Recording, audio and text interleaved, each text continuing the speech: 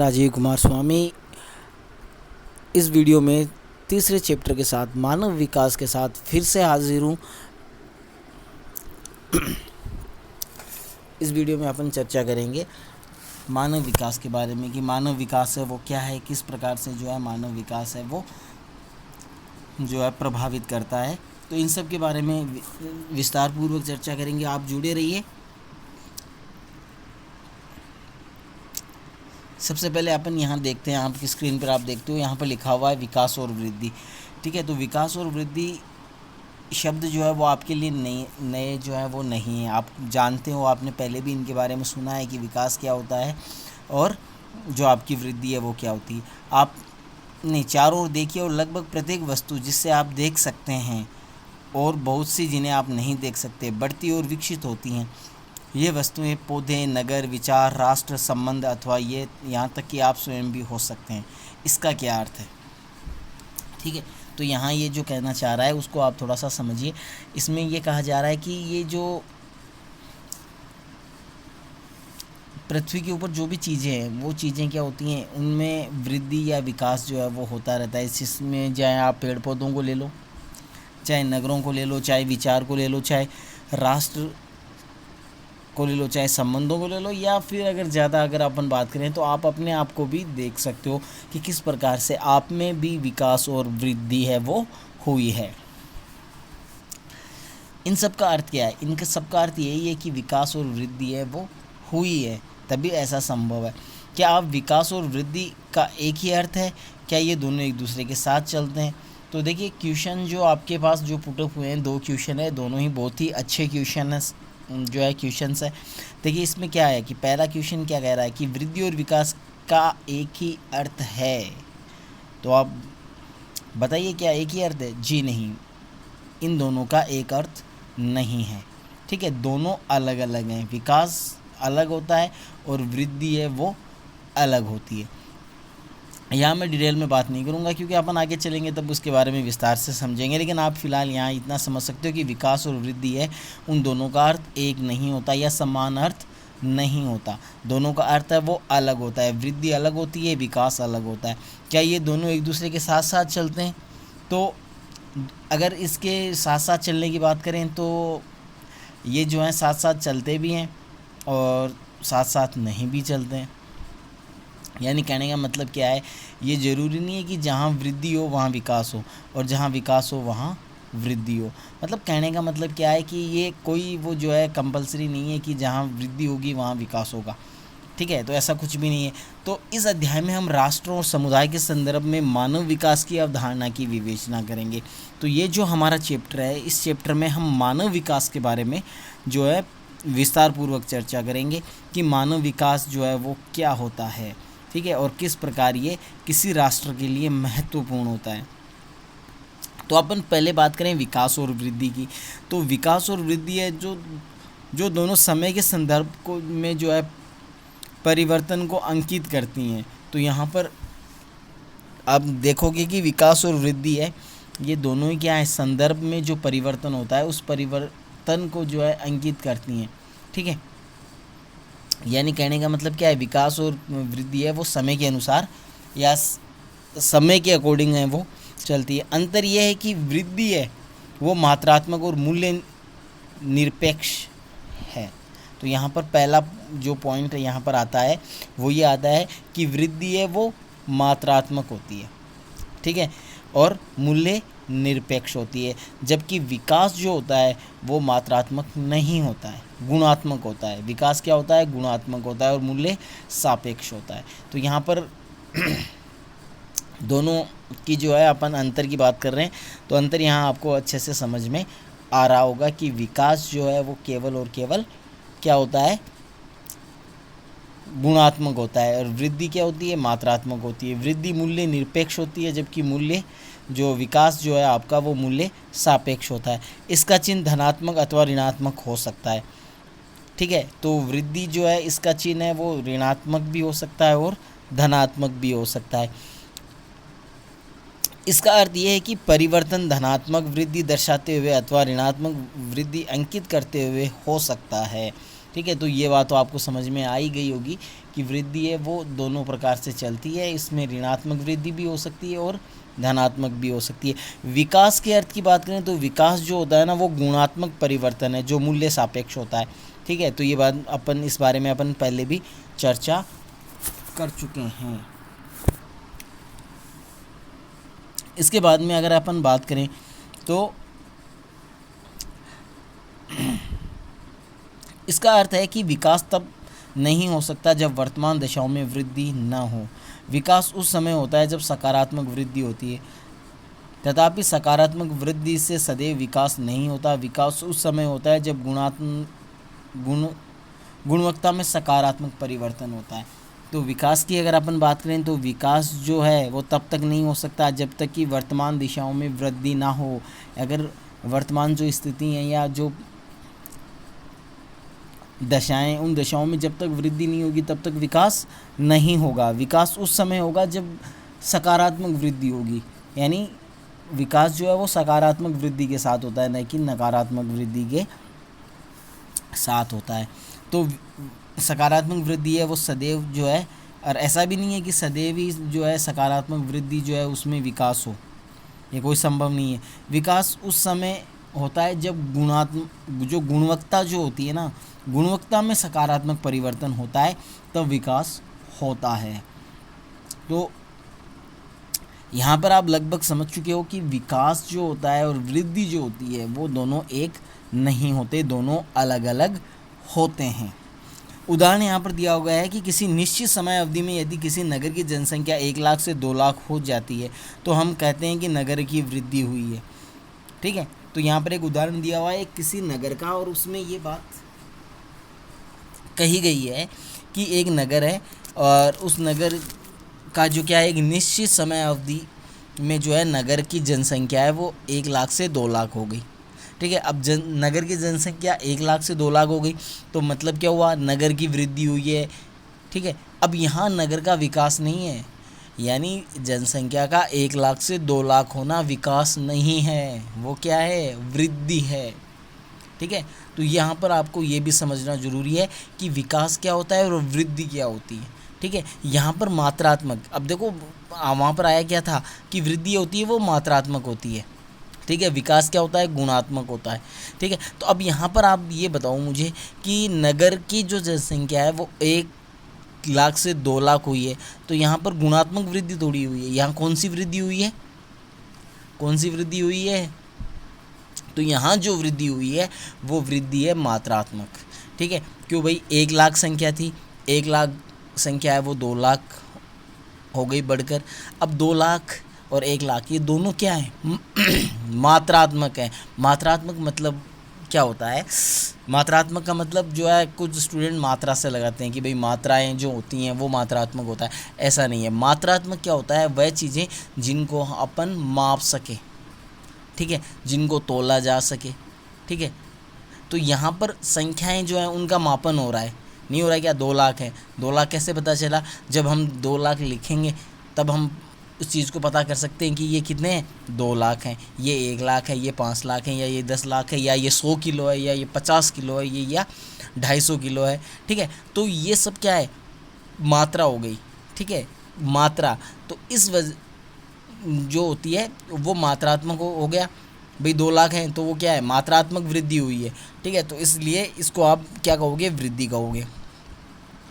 फिर भी यदि आवास जैसी सुविधाएं, मूलभूत सेवाओं की व्यवस्था तथा अन्य विशेषताएं पहले जैसी ही रहती हैं तब इस वृद्धि के साथ विकास नहीं जुड़ा हुआ है।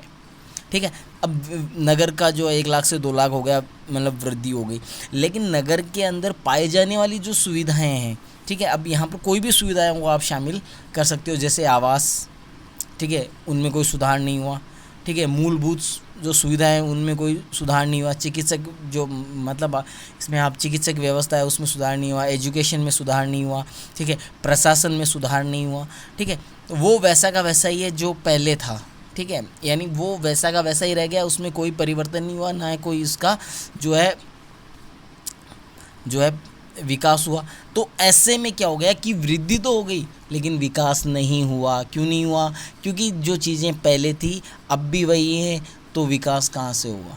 ठीक है, तो विकास नहीं हुआ।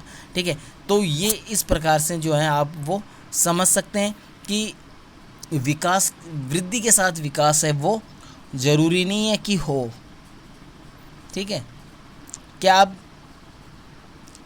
वृद्धि और विकास में अंतर करने के कुछ उदाहरण दे सकते हो? तो यहाँ पर एक और क्वेश्चन आप लोगों के लिए है कि क्या आप वृद्धि और विकास में जो अंतर है वो दे सकते हो? हाँ, तो बिल्कुल। तो इसमें आपका क्या हो जाएगा, जो चीज़ें ऊपर आई हुई हैं वो आप वहाँ से देखकर, और इसमें जो भी अंतर है वो आप कमेंट करोगे कि इसमें ये अंतर है। ठीक है, अब क्रियाकलाप में देखिए, विकासहीन वृद्धि और विकास मुक्त वृद्धि पर एक लघु निबंध लिखें, अर्थात इसे दर्शाने वाले चित्रों का एक समुच्चय बनाएं। ठीक है, तो इसमें आपको ये कहा है कि एक तो विकास विहीन वृद्धि और एक विकास युक्त वृद्धि जो है, इनके बारे में आपको बताना है कि भाई किस प्रकार से क्या होते हैं। तो ये चीज़ जो है आपकी इसमें रहेगी। ठीक है, आगे अपन देखते हैं कि अनेक दशकों तक किसी देश के विकास स्तर को केवल आर्थिक वृद्धि के संदर्भ में मापा जाता था। तो अगर शुरुआत की बात करें तो वहाँ क्या होता था कि शुरुआत में जो अनेक देश थे वो ऐसे देश थे जहाँ पर विकास का जो स्तर है उसको मापन करने के लिए, उसको मापने के लिए आर्थिक जो वृद्धि है उस आर्थिक वृद्धि का सहारा लिया जाता था। उसके आधार पर जो है क्या किया जाता था, विकास का मापन किया जाता था। भाई अगर आर्थिक विकास हो रहा है मतलब क्या है कि आर्थिक वृद्धि हो रही है तो क्या हो रहा है, विकास हो रहा है। इसके अर्थ की अगर अपन बात करें तो यह कि जिस देश की अर्थव्यवस्था जितनी बड़ी होती है ना, उसे उतना ही अधिक विकसित माना जाता है। लेकिन इस वृद्धि का अधिकांश लोगों के जीवन में परिवर्तन से कोई संबंध नहीं था। ठीक है, अब यहाँ पर नई नई चीज़ें जो हैं वो सामने आने लगी और लोगों ने कहना शुरू कर दिया कि जो देश जितना ज़्यादा बड़ा है या उसकी जो अर्थव्यवस्था है जितनी ज़्यादा मजबूत होगी उस देश को उतना ही विकसित माना जाएगा या विकास वहाँ पर माना जाएगा। ठीक है, परंतु ये जो चीज़ें हैं यानी अर्थव्यवस्था, किसी देश की अगर अर्थव्यवस्था बहुत बड़ी है तो उस अर्थव्यवस्था का वहाँ के आम लोगों के जीवन पर इसका कोई प्रभाव नहीं पड़ेगा, इससे कोई परिवर्तन नहीं होगा। भाई एक बात मैं आपको एग्जांपल देता हूँ। अगर आज अपन बात करें तो भारत जो है वो विश्व की चौथी सबसे बड़ी अर्थव्यवस्था है। ठीक है, अमेरिका, चीन और रूस के बाद जो है तीसरी सबसे बड़ी अर्थव्यवस्था है। ठीक है, अब ये जो सबसे बड़ी अर्थव्यवस्था भारत बन गई यानी भारत की अर्थव्यवस्था भी विश्व में चौथे नंबर पे आती है कि नहीं। ठीक है, तो आया तो अब यहाँ पर मुझे आप बताइए कि एक छोटे से गांव में, कोई भी गांव आप यहाँ में ले लीजिए, उस गांव में काम करने वाले किसान पर उस अर्थव्यवस्था का क्या प्रभाव पड़ा। या ये मान लीजिए कि किसी नगर में कोई भिखारी भीख मांग रहा है। ठीक है, तो उस भिखारी के जीवन में उस अर्थव्यवस्था का क्या प्रभाव पड़ा, समझ रहे हो कि नहीं, क्या प्रभाव पड़ा। वो जब भारत दुनिया की चौथी अर्थव्यवस्था नहीं था तब भी वो भीख मांग रहा था। आज भारत दुनिया की चौथी सबसे बड़ी अर्थव्यवस्था है तब भी वो भीख मांग रहा है। ठीक है, और आने वाले समय में अगर मान लो भारत 2 नंबर पर या 1 नंबर पर पहुंच जाता है तब भी वो भीख ही मांगेगा। तो उसके जीवन में क्या प्रभाव आया, क्या परिवर्तन आया, कुछ नहीं आया, वो जैसा था वैसा ही है। तो इस कंडीशन में आप मुझे बताइए कि विकास कैसे हुआ। ठीक है, तो बड़ी अर्थव्यवस्था होने से विकास नहीं हो सकता, ये धारणा गलत है, क्योंकि इन सबको इस चीज़ का फ़ायदा नहीं मिल सकता।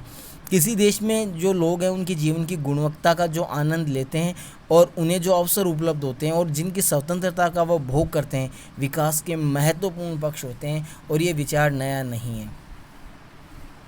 ठीक है, तो अपन बात करें कि कोई भी देश जो होता है उसके जो लोग होते हैं, उस देश के जो लोग होते हैं उन लोगों का जो जीवन होता है उसकी गुणवत्ता जो होती है ना, ठीक है, वो महत्वपूर्ण होती है। वहाँ जो उपलब्ध अवसर हैं वो महत्वपूर्ण होते हैं। वहाँ पर स्वतंत्रता है कि नहीं वो महत्वपूर्ण होते हैं। ठीक है, और विकास जो और भी कई चीज़ें इसमें आपकी शामिल होती हैं, तो वो सारी चीज़ें मिलकर क्या करती हैं, विकास के महत्वपूर्ण पक्ष होते हैं, ठीक है, तब विकास माना जाएगा। अगर मान लो किसी देश में जो जीवन प्रत्याशा है, ठीक है, यानी जो लाइफ स्टाइल है वो अच्छी है, ठीक है, व्यक्तियों को हर प्रकार की स्वतंत्रता है हर एक काम करने की, बस वो जो काम है वो कानून के विरुद्ध नहीं होने चाहिए, ठीक है, यानी गैर कानूनी काम नहीं होने चाहिए, तो बाकी के वो काम सब अपना कर सकते हैं, ठीक है। इसके अलावा जो अवसर सरकार द्वारा मिलते हैं, उन अवसरों में सभी लोगों का यानी पूरे देश की जनसंख्या का उनके ऊपर अधिकार होता है, यानी कोई भी व्यक्ति जो है वो वहाँ अपना अधिकार सिद्ध कर सकता है, ठीक है।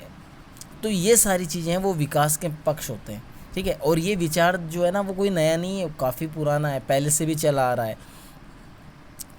इसके बाद में देखें तो पहली बार इन विचारों को जो है 1980 के दशक के अंत में और 1990 के दशक के प्रारंभ में स्पष्ट किया गया था, ठीक है। तो यहाँ पर अगर अपन बात करें तो ये जो विचार मैंने अभी आपको बताए थे, ठीक है, ये विचार जो थे वो 1980 और 90 के दशक में जो है पहली बार जो है वो स्पष्ट किया गया इनको, यानी जो विचार जो थे ना भाई स्वतंत्रता है, ठीक है, जीवन में गुणवत्ता, लाइफस्टाइल अच्छा होना, स्वतंत्रता, ठीक है, अवसरों की उपलब्धता, तो ये सारी चीज़ों को जो है पहली बार स्पष्ट तौर पर आप ये कह सकते हो कि पूरे विश्व के सामने रखा गया था, इनको अच्छे से व्याख्या करके, ठीक है। और ये कब हुआ था? 1980 और 1990 के बीच में हुआ था।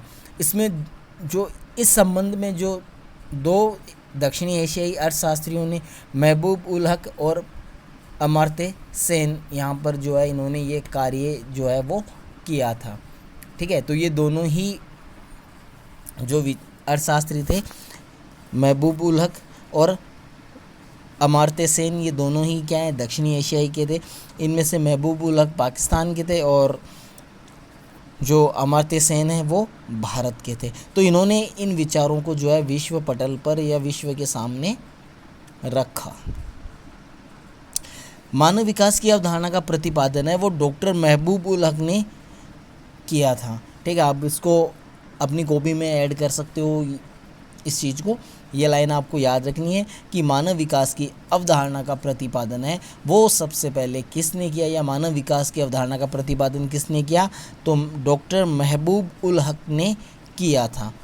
डॉक्टर हक ने मानव विकास का वर्णन एक ऐसे विकास के रूप में किया जो लोगों के विकल्प में जो है वृद्धि करता है, ठीक है। तो जो उल हक साहब थे, तो इन्होंने क्या किया कि मानव विकास जो है ना उसका वर्णन उन्होंने एक इस प्रकार से किया कि उनका मानना है कि विकास तभी विकास माना जाएगा जब लोगों के पास विकल्पों में वृद्धि होती है, ठीक है, यानी विकल्प हमें ज़्यादा मिलते हैं तभी विकास माना जाएगा। जैसे मान लो मैं आपको एक उदाहरण देता हूँ कि जैसे आप मार्केट गए, ठीक है, अब आपको जैसे कोई क्रीम खरीदनी है या कोई साबुन खरीदना है, ठीक है। अब एक तो आपके पास मतलब एक ही विकल्प हो, यानी पूरे मार्केट में आपको एक ही साबुन मिलेगी और एक ही क्रीम है, वो हर दुकान पे आपको वही मिलेगी और उसे ही आपको लेना पड़ेगा, ठीक है। दूसरे फेस में अपन देखते हैं कि आप मार्केट गए और आपको ये दोनों चीज़ें खरीदनी है। अब आपने देखा कि हर एक दुकान के ऊपर जो है अलग अलग ब्रांड के साबुन और जो क्रीम जो वगैरह हैं वो वहाँ उपलब्ध हैं, ठीक है। अब आप अपनी इच्छा के अनुसार जो आपको पसंद आए वो क्रीम या साबुन आप खरीद सकते हो, या जो अच्छा हो वो आप खरीद सकते हो, या जिसकी कीमत कम है वो आप खरीद सकते हो। तो विकास कौन सी स्थिति में हो रहा है, पहली या दूसरी में हो रहा है। दूसरी में क्यों हो रहा है? क्योंकि आपके पास विकल्पों की वृद्धि हो गई है, ठीक है। विकल्प आपके पास बढ़ गए तो जाहिर सी बात है कि विकास हुआ है, वरना विकल्प नहीं बढ़ते। जहाँ विकास होता है वहीं विकल्प बढ़ते हैं, जहाँ विकास नहीं है वहाँ विकल्प भी नहीं होते हैं, ठीक है। तो इस प्रकार से इन्होंने इसके बारे में बताया और उनके जीवन में सुधार लाता है। अब जब देखो जाहिर सी बात है जब विकल्प बढ़ेंगे तो जीवन में सुधार भी आएगा। कैसे आएगा तो इस पर चर्चा करते हैं। तो कैसे आएगा? विकल्प में सुधार मतलब विकल्प आने से जीवन में सुधार कैसे आएगा। ठीक है, इसको अपन देखते हैं रोजगार के संबंध में। देखो हर एक व्यक्ति जो होता है वो हर एक काम को करने में क्या होता है, सक्षम नहीं होता है। हर एक व्यक्ति जो है वो किसी एक काम को ही अच्छे से कर पाता है। ठीक है, चाहे वो डॉक्टरी हो, चाहे वो टीचिंग हो, चाहे वह और कोई आपकी हो सकती है फील्ड हो। तो इन सभी फील्डों की अगर अपन बात करें तो हर व्यक्ति जो है वो सब नहीं बन सकता। जैसे मान लो कि मैं आपको एग्जांपल दूं कि एक टीचर जो होता है, ठीक है, वो डॉक्टर, टीचर, इसके अलावा वकील, ठीक है, नहीं बन सकता। क्यों? क्योंकि वो तीनों फील्ड में अच्छा नहीं हो सकता, एक ही फील्ड में अच्छा होगा। या तो वो अच्छा टीचर बन पाएगा, या एक वो अच्छा डॉक्टर बन सकता है, या एक अच्छा वकील बन सकता है, या एक अच्छा प्रवक्ता बन सकता है। ठीक है, या एक अच्छा मैनेजमेंट बन सकता है। लेकिन ये नहीं है कि वो सारी चीज़ें एक साथ एक व्यक्ति में मिल जाए, ऐसा नहीं है।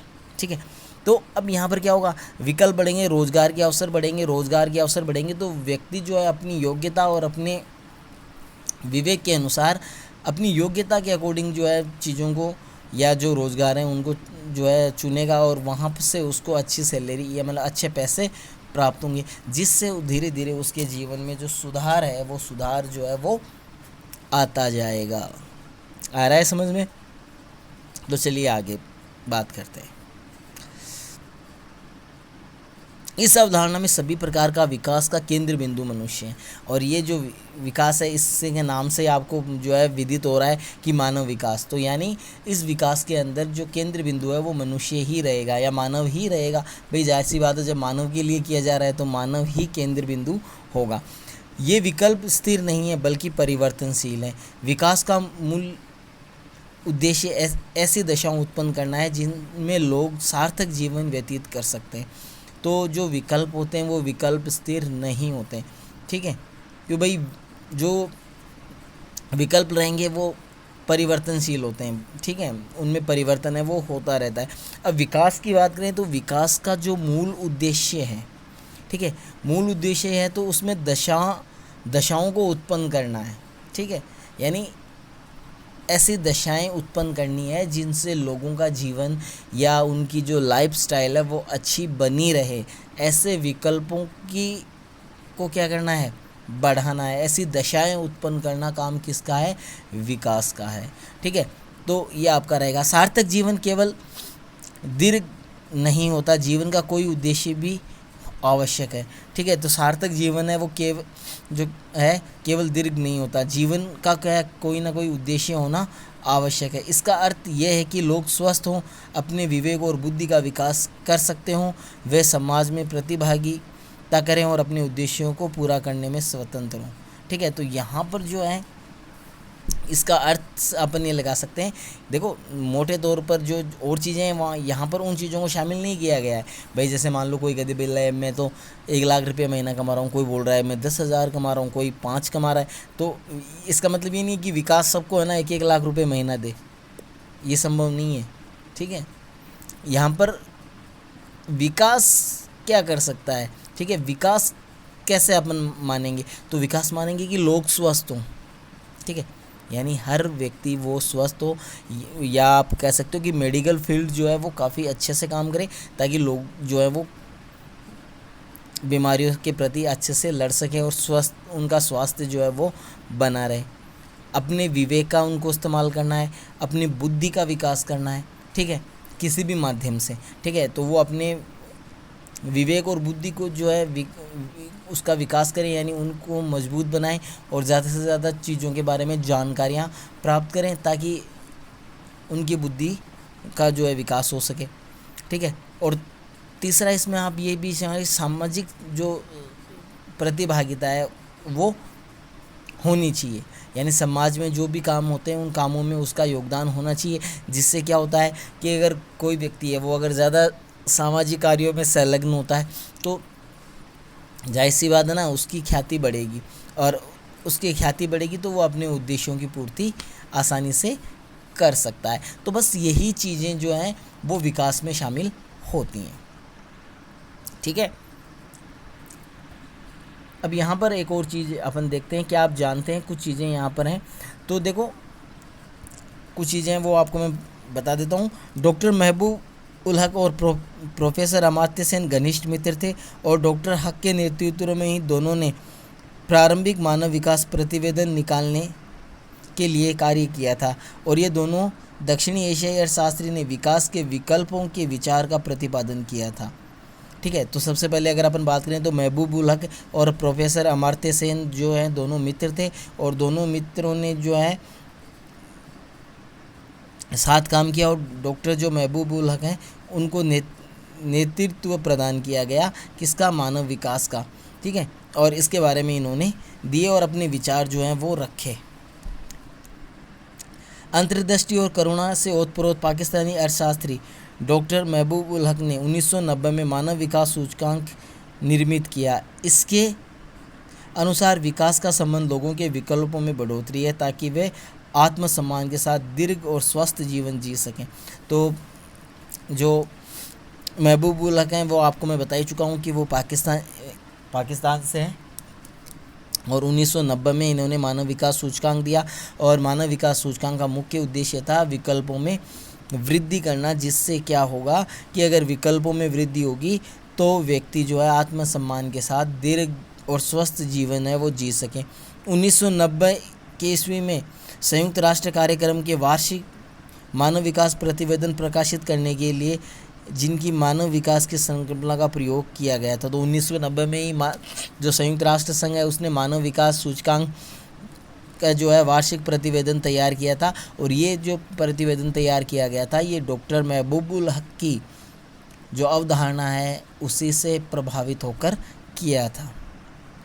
डॉक्टर हक के मस्तिष्क की लोच और एक दायरे के बाहर सोचने की ये योग्यता उनके भाषणों में से एक भाषण से चित्रित की जा सकती है, जिसमें शो का उदाहरण देते हुए उन्होंने कहा कि आज जो वस्तु उन्हें देखते हो वो पूछते हो क्यों, मैं उन वस्तुओं का स्वप्न लेता हूँ जो कभी नहीं थी और पूछता हूँ ये क्यों नहीं है।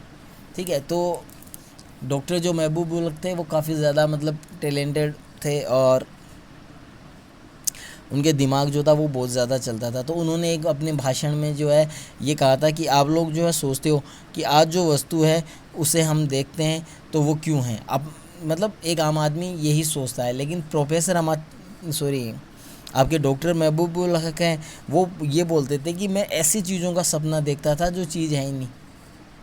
ठीक है, और फिर उनके बारे में सोचता था कि ये क्यों नहीं है ये। तो यहाँ पर आप दिमाग का फ़र्क देख सकते हो। भाई कोई व्यक्ति है वो सिर्फ एक कोई जो चीज़ उसके सामने पड़ी रहती है, कोई वस्तु उसके सामने पड़ी रहती है, वो उस वस्तु को देखकर ये सोचता है कि ये क्या है और ये क्यों है। ठीक है, लेकिन महबूब उल हक जो थे वो उस चीज़ के बारे में नहीं सोचते थे। जैसे मान लो उनके सामने कोई भी चीज़ रखी हुई है या कोई भी वस्तु रखी हुई है तो वो उस वस्तु के बारे में नहीं सोचते थे कि ये वस्तु क्या है और क्यों है। वो ऐसी चीज़ों के बारे में सोचते थे जो है ही नहीं, या ऐसी वस्तुओं के बारे में कि ऐसी वस्तु है ही नहीं तो क्यों नहीं है, तो ऐसी चीज़ों के बारे में वो सोचते थे। नोबेल पुरस्कार विजेता अमात्य सेन ने विकास का प्रमुख श्रेय ध्येय जो है स्वतंत्रता में वृद्धि अथवा प्रतंत्रता में कमी के रूप में देखा है। रुचिकर बात यह है कि स्वतंत्रताओं में वृद्धि भी विकास लाने वाले सर्वाधिक प्रभावशाली माध्यम है। तो इसको आप अंडरलाइन कर सकते हो कि प्रोफेसर अमात्य सेन जो है उन्होंने भी जो है नोबेल पुरस्कार जीता था। ठीक है, अर्थशास्त्र में उन्हें प्राप्त हुआ था और इनका जो मुख्य उद्देश्य था वो ये था कि स्वतंत्रता जो है वो महत्वपूर्ण है, यानी विकास में स्वतंत्रता में वृद्धि करना महत्वपूर्ण है, क्योंकि बिना स्वतंत्रता के विकास संभव नहीं है। ठीक है, विकास तभी होगा जब व्यक्ति स्वतंत्र होगा। ठीक है, क्योंकि देखो यहाँ पर क्या है कि स्वतंत्र व्यक्ति का मतलब क्या है कि स्वतंत्रता से विकास जुड़ा हुआ है, तो वो इसलिए जुड़ा हुआ है क्योंकि स्वतंत्र व्यक्ति है वो अपने अनुसार या अपने विवेक के अनुसार जो है कोई भी विकल्प को चुन सकता है। ठीक है, जबकि प्रतंत्र व्यक्ति होता है ना वो अपने विवेक के अनुसार किसी भी जो विकल्प है उसको नहीं चुन सकता, उसको वो चुनना पड़ेगा जो जिसके वो अधीन है, वो उसको जो बोलेंगे वो वही करेगा। इसलिए स्वतंत्रता ही विकास के लिए महत्वपूर्ण है, यानी स्वतंत्रता में वृद्धि ही विकास है। उनका कार्य स्वतंत्रता की वृद्धि में सामाजिक और राजनीतिक संस्थाओं तथा प्रक्रियाओं की भूमिका की अन्वेषण करता है। ठीक है, तो वो उनकी जो स्वतंत्रता है की जो वृद्धि है वो राजनीतिक और सामाजिक जो संस्थाएं हैं उनकी प्रक्रियाओं में अहम भूमिका जो है उसका अन्वेषण करता है, क्योंकि याद देखो सामाजिक और राजनीतिक व्यवस्थाएं जो है वो विकास के लिए जिम्मेदार हैं और यहीं से जो है ये व्यक्ति स्वतंत्रता के लिए भी जिम्मेदार है। ठीक है, तो इसलिए यहाँ पर महत्वपूर्ण हो जाता है। इन अर्थशास्त्रियों का कार्य मील का पत्थर है जो लोगों के विकास पर होने वाली किसी भी चर्चा का केंद्र में लाने में सफल हुआ है, और इन दोनों ने मिलकर ही जो है क्या किया है, कार्य किया, और इनका जो कार्य है वो काफ़ी ज़्यादा सराहनीय भी रहा है। चलो आगे देखते हैं। दीर्घ स्वास्थ्य एवं स्वस्थ जीवन जीना, ज्ञान प्राप्त करना तथा एक विशिष्ट जीवन जीने के लिए पर्याप्त साधनों का होना मानव विकास के लिए महत्वपूर्ण पक्ष है। ठीक है, तो एक दीर्घ एवं स्वस्थ जीवन, इसके अलावा ज्ञान प्राप्ति है, ठीक है, शिष्ट जो है, पर्याप्त संसाधन है, तो ये सारी चीज़ें जो है वो विकास के महत्वपूर्ण पक्ष हैं। अतः संसाधनों तक पहुँच, स्वास्थ्य एवं शिक्षा मानव विकास के केंद्र बिंदु हैं। तो मानव विकास के केंद्र बिंदु क्या है? संसाधनों तक पहुँच, स्वास्थ्य एवं शिक्षा, ये तीनों क्या है, मानव विकास के लिए महत्वपूर्ण है। इन पक्षों में प्रत्येक के मापन के लिए उपयुक्त सूचनाओं का विकास किया गया है। क्या आप ऐसे कुछ सूचकांकों के बारे में सोच सकते हैं जो इनसे रिलेटेड हो? तो ऐसे आपको बहुत से मिल जाएंगे जो मानव के लिए ज़रूरी है। लोग प्राय अपने आधारभूत विकल्पों को तय करने की क्षमता और स्वतंत्रता नहीं होते हैं। ये ज्ञान प्राप्त करने की अक्षमता, उनकी भौतिक निर्धनता, सामाजिक भेदभाव, संस्थाओं की अक्षमता आदि अन्य कारणों की वजह से भी हो सकती है। तो लोग जो होते हैं ना, वो अपनी मूलभूत विकल्पों को तय करने की जो है क्षमता और स्वतंत्रता है वो नहीं होती है। क्यों नहीं होती है? क्योंकि यहाँ ज्ञान प्राप्त करने की अक्षमता जो है वो उनकी भौतिक निर्धनता, सामाजिक भेदभाव, संस्थाओं की अक्षमता आदि हो सकती है। यानी कहने का मतलब क्या है कि कोई व्यक्ति जो है वो सक्षम नहीं है। ठीक है, तो वो सक्षम नहीं है तो इसके लिए देखो कई कारण हो सकते हैं, भौतिक कारण हो सकते हैं, गरीबी हो सकती है, सामाजिक भेदभाव हो सकता है, या संस्थाएं ऐसा हो सकती हैं। जैसे मान लो कोई व्यक्ति पागल है तो वो विकास नहीं कर पाएगा क्योंकि वो उसकी भौतिकी है। ठीक है, कोई व्यक्ति अगर बहुत ज़्यादा गरीब है तो वो जो है मतलब ज्ञान प्राप्त करने में जो है कठिनाई आती है। ठीक है, या जो विकल्प चुनने में कठिनाई आती है क्योंकि वो गरीब है, उसके पास पैसे नहीं हैं। ठीक है, इसके अलावा अगर अपन और बात करें तो बहुत सी जगह आपने देखा होगा कि लोगों के साथ क्या होता है, सामाजिक भेदभाव होता है। तो ये सामाजिक भेदभाव जो है वो भी जो है विकल्प जो है उसको पाने में जो है बाधा उत्पन्न कर सकता है। इसके अलावा जो संस्थाएं हैं वो बहुत सी संस्थाएं आज ऐसी हैं जो क्या है अक्षम है। ठीक है, वो उनके पास क्षमता ही नहीं है कि वो कुछ अच्छा कर पाएँ। ठीक है, तो ऐसी संस्थाएं भी डिज़र्व करती हैं जिनके कारण जो व्यक्ति है वो विकास नहीं कर पाते। इससे दीर्घ एवं स्वास्थ्य जीवन जीने, शिक्षा प्राप्त की योग्य होने तथा विशिष्ट जीवन जीने के संसाधनों को प्राप्त करने में बाधा आती है। तो ये सभी मिलकर जो है ऐसी बाधाएं उत्पन्न कर देते हैं। लोगों के विकल्प में वृद्धि के लिए स्वास्थ्य, शिक्षा और संसाधनों तक पहुंच, उनकी क्षमताओं का निर्माण करना महत्वपूर्ण है। यदि उन क्षेत्रों में लोगों की क्षमता नहीं है तो विकल्प भी सीमित हो जाते हैं। तो अगर लोगों के विकल्पों में वृद्धि करने के लिए अगर बात करें तो स्वास्थ्य, शिक्षा और संसाधनों तक पहुंच जो है वो विकास के लिए महत्वपूर्ण होती हैं। ठीक है, और ज़रूरी भी होती हैं। लेकिन अगर अपन बात करें तो इन क्षेत्रों में लोगों की अगर मान लो ये तीनों जो फैक्टर हैं यहाँ पर लोग जो हैं वो सक्षम नहीं हैं, तो ऐसी कंडीशन में क्या होता है कि उनके जो विकल्प होते हैं ना वो विकल्प सीमित हो जाते हैं। ठीक है, यानी जो आपके पास जो महत्वपूर्ण घटक हैं तीन, कौन कौन से हैं? संसाधनों तक पहुंच, शिक्षा और स्वास्थ्य।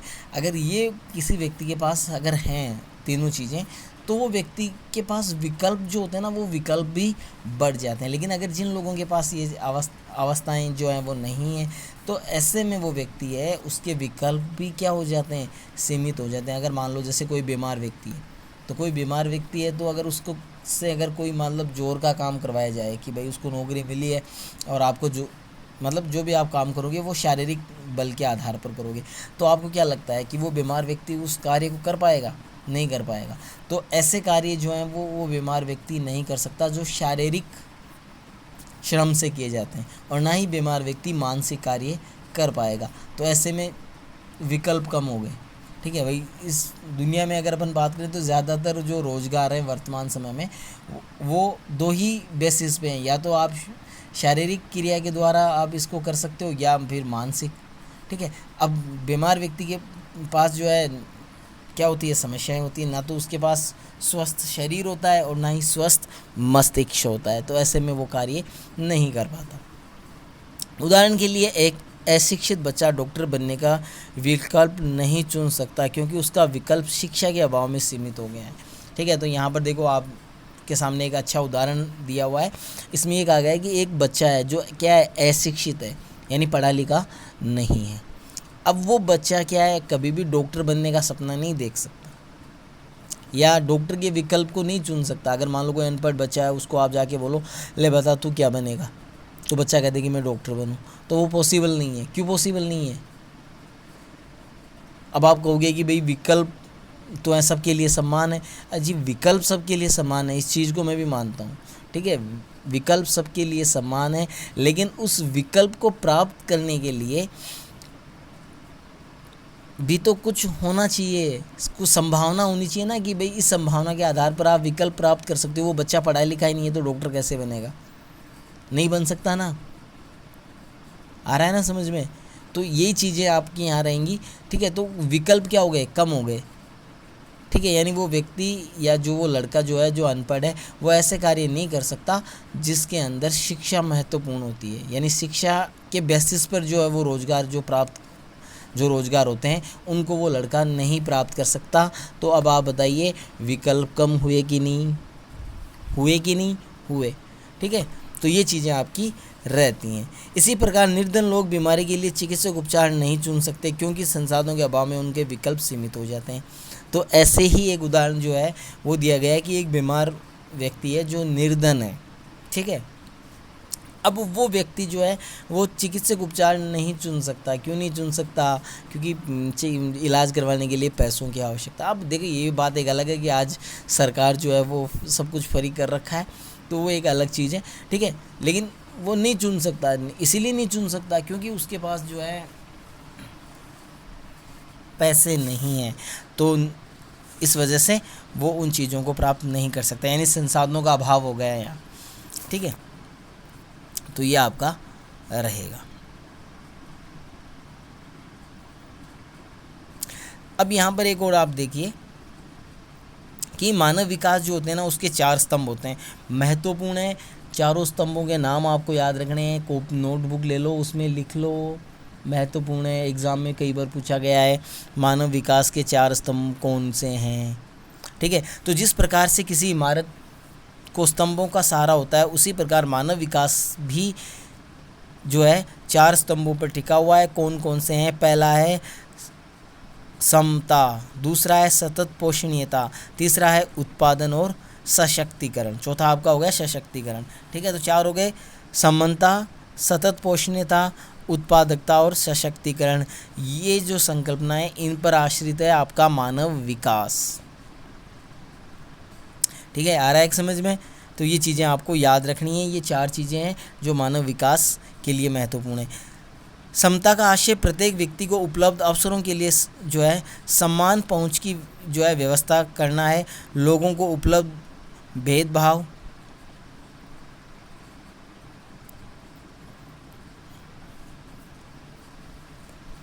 ठीक है, तो ये जो समानता है, इसका आशय क्या है कि लोगों को जो है व्यक्ति को उपलब्ध अवसरों के लिए समान पहुंच की जो है व्यवस्था करना है। लोगों को उपलब्ध अवसर लिंग, प्रजाति, आय और भारत के संदर्भ में जाति भेदभाव के विचार के बिना कोई जो है बिना सम्मान होना चाहिए। यानी समानता का मतलब क्या है? समानता का अधिकार जैसे आपका है तो ठीक उसी प्रकार है। यानी यहाँ भारत के अंदर या किसी भी देश की आप बात कर लो तो वहाँ पर जाति, लिंग, भेद आदि के बगैर समानता के जो अवसर हैं वो उपलब्ध होते हैं।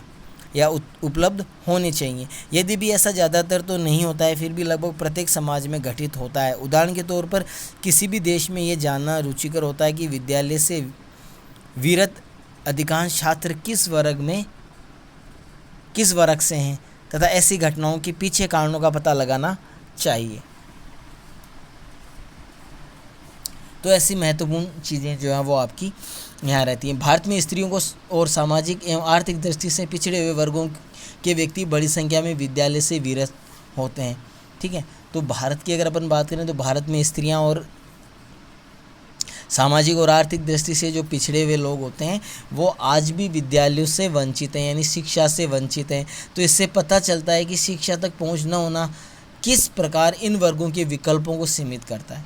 ठीक है, तो अपन इस बात से समझ सकते हैं कि ये लोग जो हैं वो एजुकेशन तक ये नहीं पहुंच पा रहे हैं।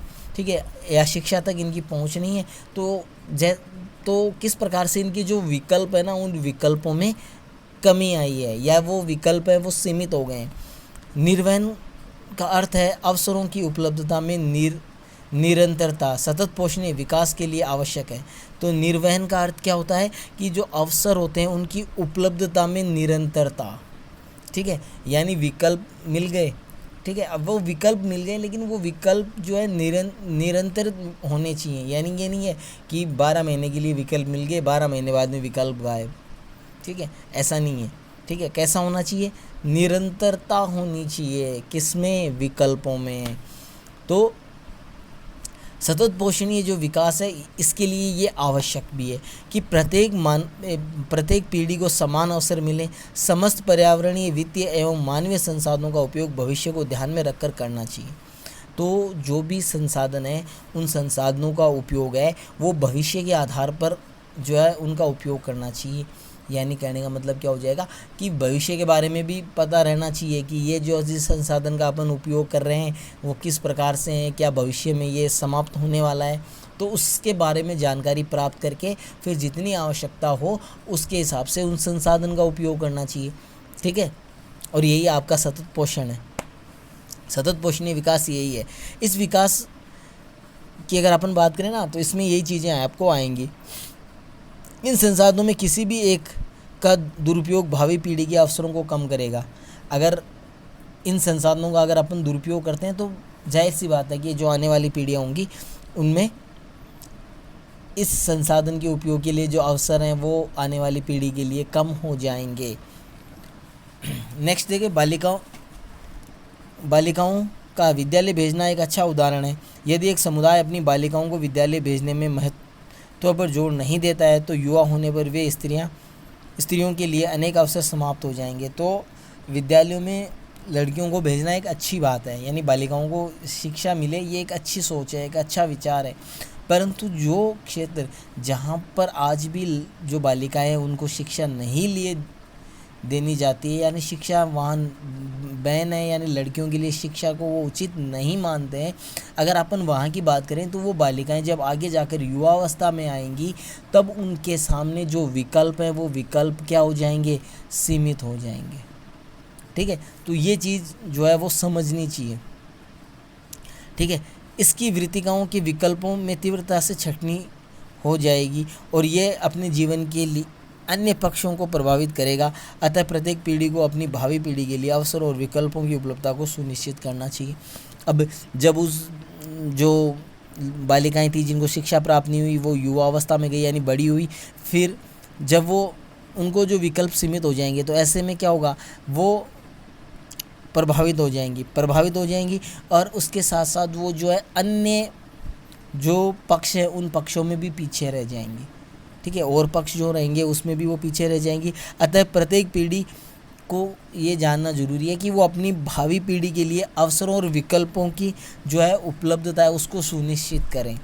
ठीक है, यानी जो वर्तमान में जैसे मान लो कोई पिता है तो उसको ये सोचना ज़रूरी है कि वो अपनी बेटी को जो है अवसर और विकल्प उपलब्ध करवाए ताकि आगे जाकर वो बेटी है उसके सामने विकल्प और जो जो अवसर हैं वो बढ़ सकें, न कि समाप्त हो सकें। तो इस चीज़ के बारे में जो है ज़्यादा सोचने की आवश्यकता यहाँ रहती है। यहाँ उपलब्धता का अर्थ मानव श्रम उत्पादकता अथवा मानव कार्यों के संदर्भ में उत्पादकता है। यहाँ उत्पादकता का अर्थ क्या है? मानव द्वारा श्रम से जो भी चीज़ उत्पादन की जाती है अथवा मानव कार्यों के संदर्भ में जो है उत्पादकता से। लोगों में क्षमताओं का निर्माण करें, ऐसे उत्पादक में निरंतर वृद्धि होनी चाहिए। तो लोगों के अंदर क्षमता का विकास हो, ठीक है। यहाँ जो प्रोडक्ट है वो कोई वैसे प्रोडक्ट नहीं है, प्रोडक्टिविटी यानी मनुष्य जो है वो एक प्रोडक्ट के रूप में तैयार हो, उसमें क्षमताएं आएँ, किसकी? उत्पादकता की, ठीक है। अतः जब समुदायों को राष्ट्रों के वास्तविक धन होते हैं, ठीक है। और अंततः अगर अपन ये भी देखते हैं तो जो जन समुदाय होता है वो किसी राष्ट्र का क्या होता है? वास्तविक धन होता है। क्यों होता है? क्योंकि जहाँ जिस देश के लोग जितने ज़्यादा पढ़े लिखे होंगे उनके सामने विकल्प ज़्यादा होंगे तो उनकी स्थिति अच्छी रहेगी, वो अच्छी उत्पादक बनेंगे, जिससे उस राष्ट्र को जो है विकास जो है वो तेज़ी से होगा। तो इसलिए किसी भी देश जो है का जो वास्तविक धन होता है वो वहाँ की जनसंख्या होती है। इस प्रकार ज्ञान को बढ़ाने के प्रयास अथवा उन बेहतर चिकित्सा उपलब्ध करवाने से भी उनकी कार्य क्षमता बेहतर होगी। तो लोगों को है वो ज्ञान यानी शिक्षा जो है उसको बढ़ावा दिया जाए, चिकित्सक व्यवस्थाओं को अच्छा किया जाए और सस्ता किया जाए, जिससे लोगों की कार्य क्षमता है वो बढ़े। सशक्तिकरण का अर्थ होता है कि अपने विकल्प चुनने के लिए व्यक्ति शक्ति प्राप्त करना, यानी ऐसी शक्ति बढ़ती हुई स्वतंत्रता और क्षमता से आती है। लोगों को सशक्त करने के लिए जो है सुशासन एवं लोकमुखी नीतियों की आवश्यकता होती है। सामाजिक एवं आर्थिक दृष्टि से पिछड़े हुए समूहों के सशक्तिकरण का विशेष महत्व है। तो सशक्तिकरण क्या होता है कि जो अपने जो विकल्प होते हैं उनको शक्ति से वो चुन सकें, ठीक है, या उन्हें प्राप्त कर सकते हैं। अब शक्ति यहाँ पर वो शक्ति नहीं है, ठीक है, शारीरिक शक्ति, ठीक है, यहाँ पर शारीरिक शक्ति की बात नहीं हो रही है, मानसिक शक्ति की बात हो रही है, ठीक है। तो ये जो शक्ति है वो स्वतंत्रता से जो है स्वतंत्रता से जो है क्षमता आती है।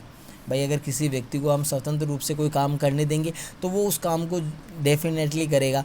तो उससे क्या हो, हमने उसको जब स्वतंत्रता छोड़ा तो वो जो है उसके अंदर क्षमता आई और उसने वो कार्य करके दिखाया, ठीक है। तो ये चीज़ होती है।